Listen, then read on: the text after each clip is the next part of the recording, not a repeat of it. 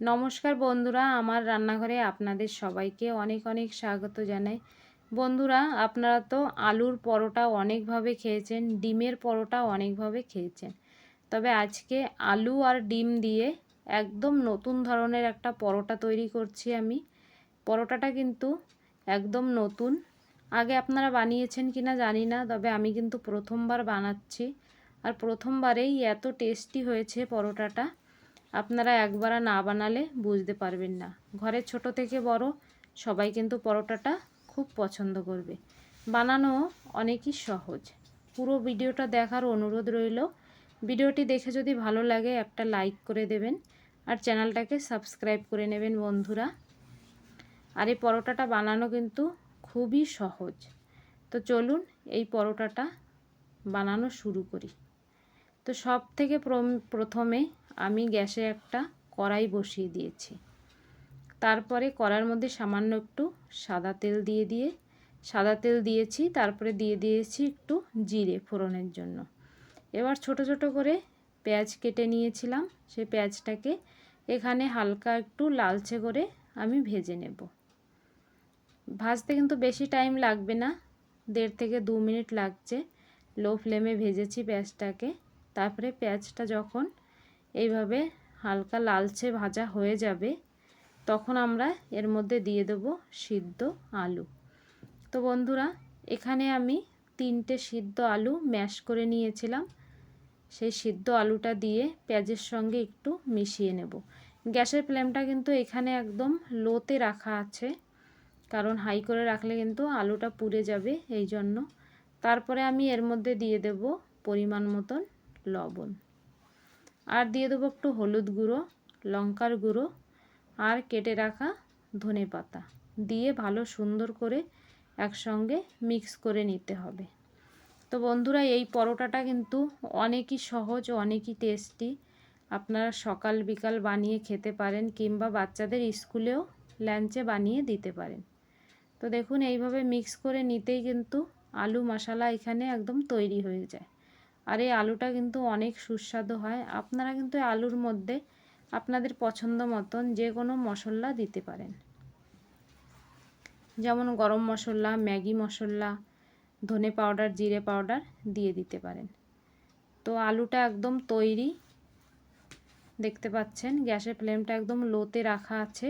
এবার এখান থেকে সামান্য একটু আলু আমি তুলে নেব, তুলে আলাদা করে রেখে দেব একটা প্লেটে। এবার এই আলুর মধ্যে আমি মিক্স করব গমের আটা। তো এখানে আমি 3টে সিদ্ধ আলু নিয়েছিলাম, আমি এখানে 3 হাতা গমের আটা দেব। এখানে 1 বাটি মতন গমের আটা আছে, আপনারা কিন্তু ময়দাও দিয়ে নিতে পারেন। তবে এটা আমি আটা দিয়েই তৈরি করব আলুর পরোটাটা, আলু ডিমের পরোটা। তো দেখুন, এখানে আটাটা দিয়ে গ্যাসের ফ্লেমটা একদম লোতে রেখে এখানে আটাটাকে ভালো করে আলুর সঙ্গে এইভাবে মিশিয়ে নিতে হবে। যখন এইভাবে ভালো করে মেশানো হয়ে যাবে, তখন গ্যাসের ফ্লেমটা বন্ধ করে দেব। বেশি সময় কিন্তু গ্যাসের ফ্লেমটা রাখার দরকার নেই, জ্বালিয়ে রাখার। এবার ভালো সুন্দর করে দেখুন মিশে গিয়েছে। তারপরে আমি এই আটা একটা পাত্রে নামিয়ে নেব। কড়াইতে কিন্তু আর বেশি সময় রাখা যাবে না, কারণ কড়াইটা গরম। ফটাফট একটা পাত্রে নামিয়ে নিতে হবে। তারপরে হালকা একটু ঠান্ডা করে হালকা গরম থাকতেই এই আটাটাকে ভালো করে মেখে নিতে হবে, একদম কিন্তু জল দেওয়া যাবে না। যদি এখানে গমের আটা বেশি হয়ে যায়, যদি বেশি শুকনো হয়ে যায়, তাহলে অল্প সামান্য একটু গরম জল দিয়ে আটাটাকে মেখে নিতে পারেন। আর যদি এখানে ডোটা একদম নরম হয়ে যায়, তা আর একটু আটা আপনারা এখানে মিশিয়ে নিতে পারেন। দেখুন ডোটা একদম তৈরি। উপরে 1-2 ফোঁটা তেল দিয়ে ভালো করে মিশিয়ে এটাকে আমি ঢাকা দিয়ে রেখে দেব। আটাটা আমাদের কিন্তু তৈরি একদম। এবার আমি নিয়েছি 3টে সিদ্ধ ডিম। ডিমটাকে আমরা এইভাবে ভেঙে হাত দিয়ে ভালো করে মেখে নেব। তো এই পরোটার নাম কিন্তু আপনারা ডিমের মাখা পরোটাও বলতে পারেন। আর এইভাবে বানিয়ে দেখবেন, বাচ্চারা কিন্তু খুব পছন্দ করবে। ডিমের কুসুম শুদ্ধই আমি ডিমটাকে এইভাবে ভেঙে নেব। আপনারা যদি কুসুম পছন্দ না করেন, তাহলে ডিমের কুসুমটা কিন্তু বের করে নিতে পারেন, কারণ অনেক বাচ্চারা আছে ডিমের কিন্তু কুসুম খেতে চায় না। দেখুন ভালো সুন্দর করে এইভাবে আমি ডিমটাকে মেখে নিয়েছি। এবার আমি এর মধ্যে সামান্য পরিমাণ লবণ দেব স্বাদ মতন।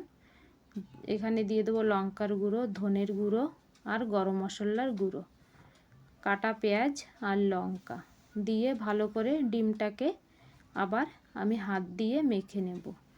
সত্যি বন্ধুরা পরোটাটা কিন্তু অনেকই টেস্টি হয়েছিল, সবাই ঘরের সবাই পছন্দ করেছে।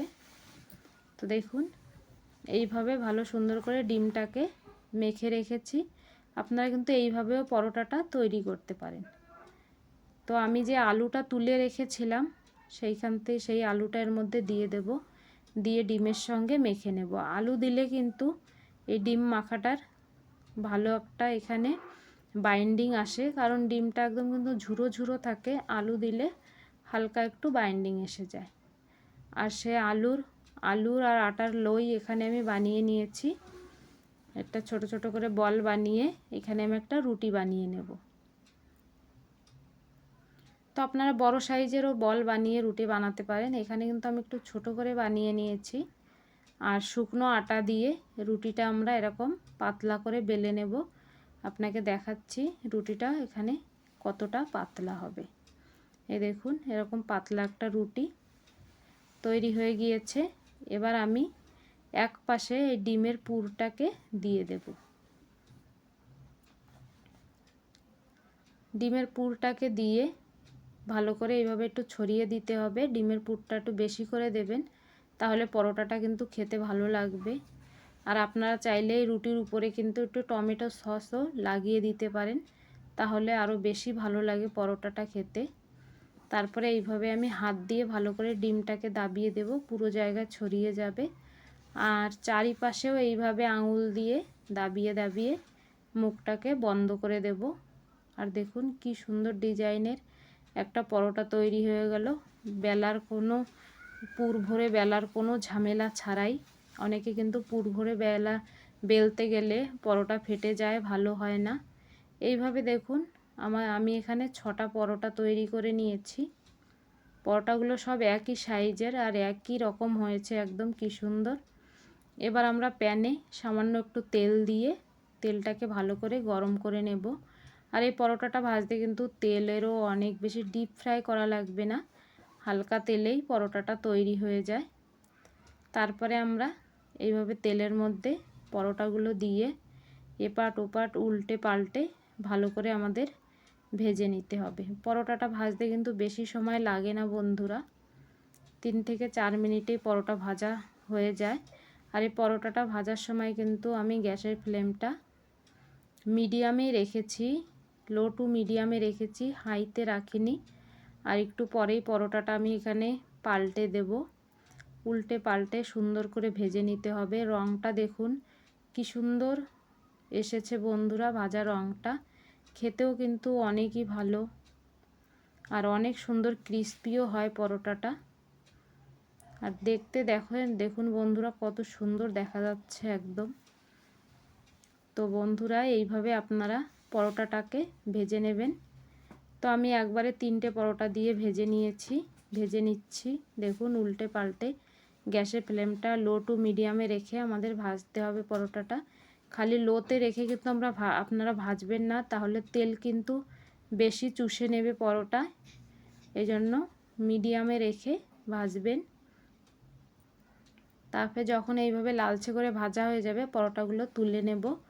এইভাবে আমরা আর এক ব্যাচে পরোটাগুলো ভেজে নেব। আর এই পরোটা কিন্তু আপনারা টমেটো সস দিয়ে কিংবা যে কোনো চাটনি দিয়ে সার্ভ করতে পারেন। একটা আমি ভেঙে দেখাচ্ছি কতটা ক্রিস্পি হয়েছে আর ভিতরটা কত সুন্দর। তো বন্ধুরা আজকের মতন এই পর্যন্ত, দেখা হচ্ছে আগের ভিডিওয়। সবাই ভালো থাকবেন আর একবার হলেও ঘরে এইভাবে পরোটা বানিয়ে সবাইকে খেতে দেবেন। ঘরের সবাই কিন্তু খুব পছন্দ করবে। ভিডিওটি ভালো লাগলে ভিডিওটিকে লাইক, চ্যানেলটিকে সাবস্ক্রাইব অবশ্য করে নেবেন বন্ধুরা।